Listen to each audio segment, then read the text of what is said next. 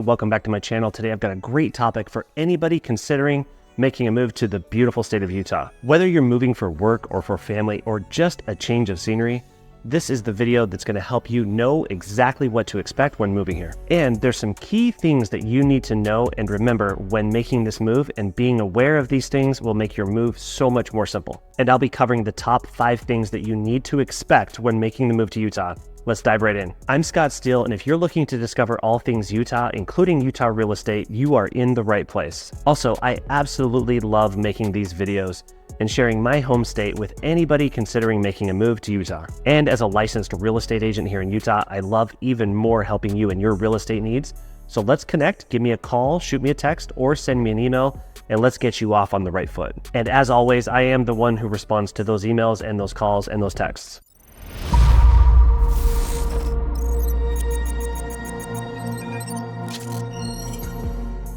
Okay, so let's jump right in. What are the top 5 things to expect when relocating and moving to Utah? First and foremost, the most important thing to start with is to determine what area of Utah you're looking to live in. Utah has about 3.4 million residents, and about 2.4 million of those residents live right in one population center that we call the Wasatch Front. The Wasatch Front is made up of 3 metropolitan areas in the Salt Lake City metro area here in Salt Lake County, as well as the Provo-Orem metro area down south in Utah County. And up north in Davis and Weber County, we have the Ogden-Clearfield metro area. These 3 metro areas are kind of all blended together. So really, when we talk about the major metropolitan areas here in Utah, we're all kind of blended together right along this corridor that we call the Wasatch Front. And there are certainly pros and cons to each one of these and different vibes. And it's going to really depend on your lifestyle as well as your work and your family that will dictate which one of these areas is going to be best for you. Now, just to cover this, the Wasatch Mountains are the first mountain range of the Rocky Mountains, and this is why the population centers just started exploding right along this front leading edge of the mountain range. This is where we have access to the best trails, the best mountain biking, hiking, skiing, snowmobiling, you name it. We are one of the most blessed population centers in the country in that we have the outdoors as our backyard. These mountains are absolutely gorgeous, and you're going to love it no matter which part of this Wasatch Front you're living in front of.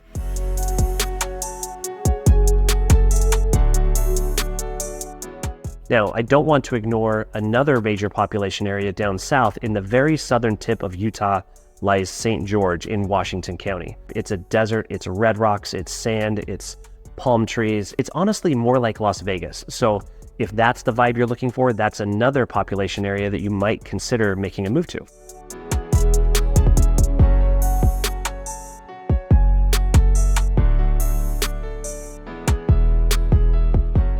Now, there's something that I really like to do to give people proper insight before coming here, and that is I like to hop on a Zoom call and show you by using maps to show you the different areas, talk to you about the different areas and neighborhoods and the pros and cons of each.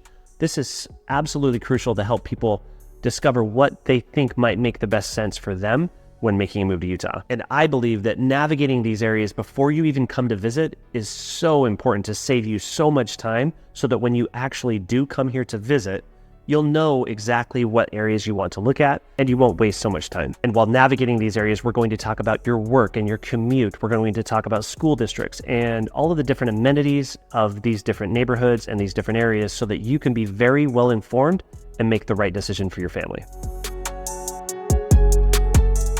Okay, next up is we've got to find you the right home. Now, for most of my clients, I do this virtually right out of the gate, but once you do decide to come and visit, and we've narrowed down the area that you're looking to move to, now it's time to have fun and go find some homes. And I think it's really helpful if you are moving here to first come pay a visit.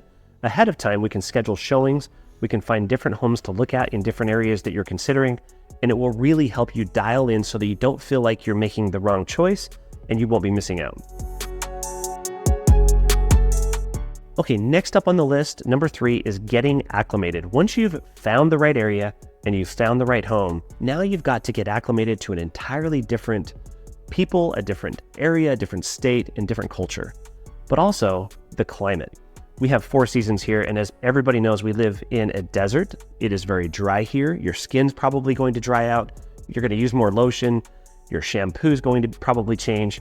That doesn't really apply to me for someone who doesn't even have hair anymore, but it is important to know that there are changes you're going to experience when coming here, including the altitude. Now, we are pretty high in altitude here at about 4,500 feet in elevation. And although we're not quite as high as Denver, we do see the elevation having a drastic effect on people that are coming here for the first time. Now, the good thing about that is your body typically adapts to this within about 30 days. So you're not going to feel it nearly as much after the first month. But if you come here right out of the gate and you're going mountain biking or you're going hiking, you're going to feel really winded. And that's okay. Your body will adjust and you will get used to it.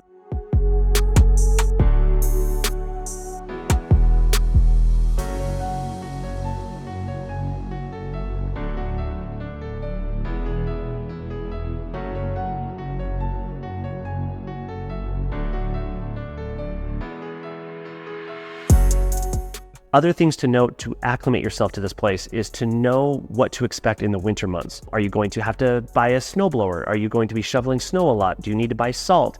What to do? How to winterize your sprinkling system? How to remove the backflow preventer if you've got one of those? Those are things that I've built into a checklist and a relocation guide to help you as you make that new home purchase. You'll know exactly what you need to do and be connected with the right people to make sure that you're taking care of that home. And last but not least, this last winter we had incredible amounts of snow. So you might want to consider getting a 4-wheel drive or an all-wheel drive vehicle. I personally drive a Toyota Tacoma, and it saved me this last winter. In fact, I have a winch on the front of it, and I was able to use that to pull out many people throughout the entire winter. It was unbelievable how much snow we had this last year. Okay, last up, number 5 is prepare to get active. Once you've found the right area, you've found the right home, you've come here, you're acclimating, now it's time to get active. We are an active people here in Utah. In fact, the number one reason that people move here is for the outdoors and the ability to be and remain active. We have the best ski resorts, the best snow. We have mountain biking and hiking and reservoirs. We can go boating. There's so many recreational activities here. And I think it's crucial to take advantage of those things and actually see the beauty that we have right here in our backyard. And for somebody who's a dog lover, I have a dog, I have a golden retriever. I think it's really a great place to have a dog. If you don't have one, you might want to consider getting one because this is an absolutely amazing place to have a dog. Also, just as a reminder, I absolutely love helping people discover all things Utah, including Utah real estate. So if you're considering making a move to Utah, or maybe you've already moved here and you're considering making another move within the state, please, I would love to be your real estate resource of choice. Reach out to me. You can find my contact information in the description below or right here on screen. And I would love it if you drop a comment and tell me, have you visited Utah?